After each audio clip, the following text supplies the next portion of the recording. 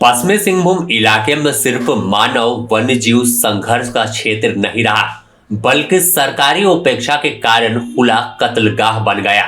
तभी तो अब जंगली हाथी एक ही परिवार के 4 लोगों को कुचलकर मार देती है और उसके बगल घर के एक व्यक्ति यानी कुल 5 लोगों की हत्या हो जाती है। इसे हत्या इसलिए कह रहे हैं क्योंकि जंगली हाथी का आतंक कई दिनों से जारी है, लेकिन वन विभाग और पूरा सिस्टम सोया हुआ है, इंतजार करता है कि जब आदिवासी गरीब की मौत हो जाएगी तो फिर 5 किलो अनाज और कुछ मुआवजे की राशि लेकर जाएंगे और फोटो खिंचवाकर अखबार में छपवाएंगे। यह सवाल आज बड़ा है क्योंकि 5 लोगों की जान चली जाना अपने आप में बड़ा सवाल है और आज सारंडा इलाके के कई गांवों में मातम पसर गया है। पहली घटना बताते हैं 6 जनवरी की रात की है, जब जेटिया थाना के बाबरिया गांव में हाथी का उत्पात दिखा। 2 परिवार पर हमला किया जिसमें 5 लोगों की जान चली गई। इसमें एक परिवार के 4 लोग शामिल हैं। मृतक में सनातन मेराल 52 वर्ष, उनकी पत्नी जोलको कोई 50 वर्ष उम्र है। 2 मासूम बच्चे जिनकी उम्र 5 साल और 8 साल थी, वह उन्होंने अभी दुनिया सही से नहीं देखा था, लेकिन सिस्टम ने उन्हें मार दिया। हाथी का आतंक तो बाद में, पहले सिस्टम की कारस्तानी हर दिन मौत के घाट उतार रही है। इसके अलावा मोगदा लागूरी भी शामिल है। एक ही घर में माँ बाप और बच्चों की लाश देखने से इलाके और गांव के लोग इसे त्रासदी से कम नहीं समझ रहे और सवाल पूछ रहे कि क्या आदिवासी होना गुनाह था कि बड़े लोगों को तो हर सुविधा मिल जाती है, लेकिन यह जंगल में रहते हैं। इसके बावजूद आखिर वन विभाग की टीम कहां सोई हुई थी? घटना की जानकारी मिली तो खुद पूर्व मुख्यमंत्री मधु कोड़ा इलाके में पहुंचे और निरीक्षण किया। गांव पहुंचे, लोगों से मुलाकात की और सीधे तौर पर सवाल पूछा कि आखिर कहां वन विभाग सोया हुआ है। को ये सुनिश्चित करना चाहिए कि आज इस इलाका में जो लोग भटक रहे जंगली जानवर गांव तक नहीं आए, इनके लिए उपाय करना चाहिए, जिसमें एक जिस प्रकार से अनियंत्रित जो लोग हैं जंगली जानवर, उसको भगाने के लिए दल गठित करें। केवल नाम मात्र का दल गठित कर दिया गया यहाँ पर, लेकिन उसको काम पर नहीं लगाया गया है।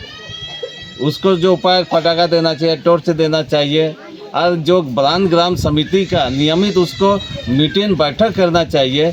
उन लोगों को सुरक्षा का एक ट्रेनिंग देना चाहिए, उन लोग को नहीं दे रहा है। बंगाल के हाथी खेदने वाले लोग को लाता है, बंगाल से हाथी भगाने वाला। आज तक बंगाल का हाथी खेदने वाला इधर दिखाई नहीं दिया। ये हर साल होता है। हर साल जंगली जानवर के द्वारा सैकड़ों लोग इस सारंडा क्षेत्र और हमारे पोड़ाहाट क्षेत्र में, उसके बाद इस साउथ डिवीजन के जो वन क्षेत्र है, इस सभी क्षेत्र में लोग को आज लोग हाथी के द्वारा जंगली जानवर के द्वारा मारा जा रहा है। तो इस पर सरकार को उपाय करना चाहिए। वहीं स्थानीय विधायक सोनाराम सिंह को भी लोगों के बीच पहुंचे और कहा, ऐसी स्थिति में लोगों की जान बचाना प्राथमिकता होनी चाहिए। वन विभाग को सक्रिय होकर इलाके में काम करने की जरूरत है। नामुंडी प्रखंड जेटिया पंचायत में बहुत दर्दनाक घटना हुआ है। ये ऐसा घटना है, एक ही परिवार से 4 लोग को मौत ये हाथी के द्वारा। ये हाथी लगातार गोयलकेरा प्रखंड अरासा पंचायत में भी ये परसों रोज, वहाँ भी 3-4 लोग को, पुल सूता में भी एक लोग को हत्या करके आज जंगल होते होते आज हमारे जेटिया पंचायत की ओर आया है।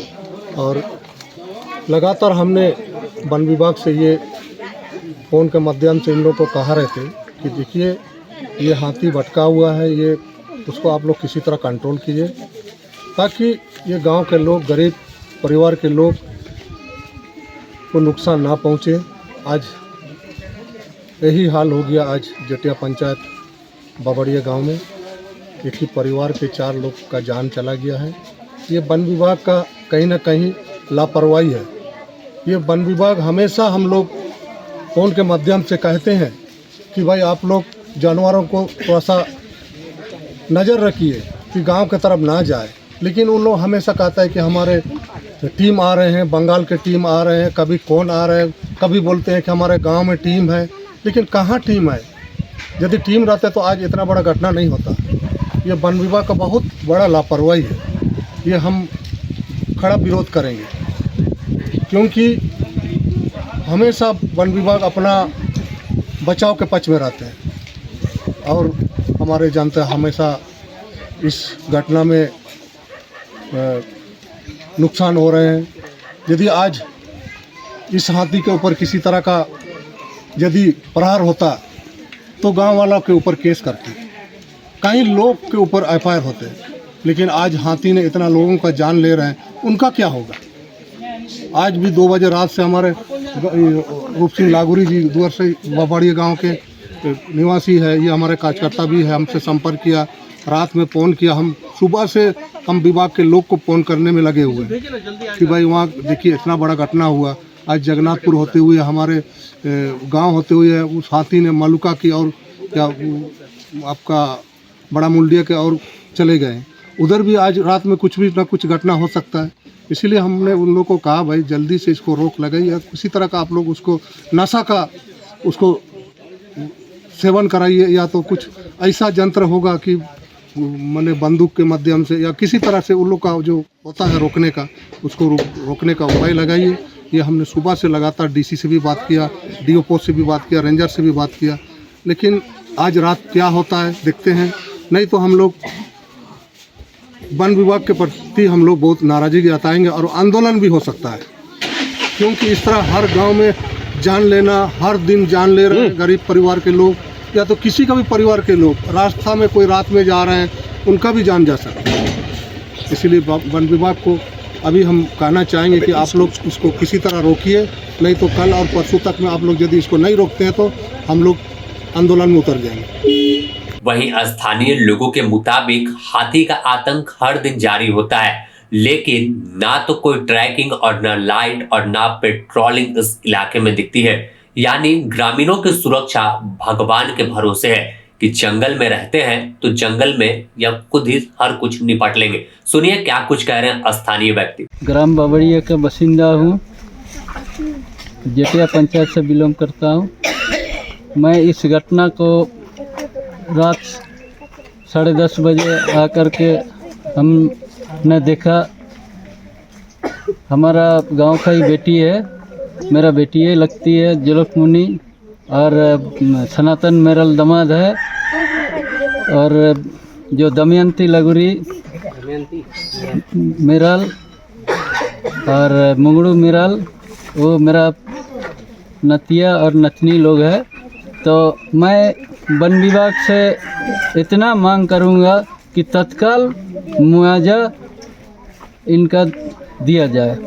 आप घर का परिवार कैसे हैं आप देख ही रहे हैं, यहाँ पर उनका घर भी टूटा फूटा है, इसलिए ये लोग पुअल में सो रहा था, तो उसी क्रम में ठंडा के कारण वहाँ सो रहे थे और जंगली हाथी ने कुचल दिया। बस मैं इतना ही कह करके समाप्त करता हूँ। वहीं दूसरे व्यक्ति ने बताया कि कैसे हाथियों का आतंक जारी है और करीब 20 लोगों की जान जा चुकी है। 10 बजे रात की है, जिसमें यह सनातन मेरल और उनकी पत्नी जलकमणि कुई, उसके बाद उनके बेटी दमयंती मेरल, मुंगड़ू मेरल उनका लड़का, और एक जो है ना इंजर्ड है, पैर टूटी है, वो सुशीला मेरल। यहाँ पर 4 जन का मृत्यु हुआ है और 1 जन घायल है, उनकी बेटी। और दूसरे टोला में आप जाइएगा, वहाँ पर 3 जन घायल है और 1 जन गुरुचरण लागुड़ी का मृत्यु हुआ है। जिसमें मैं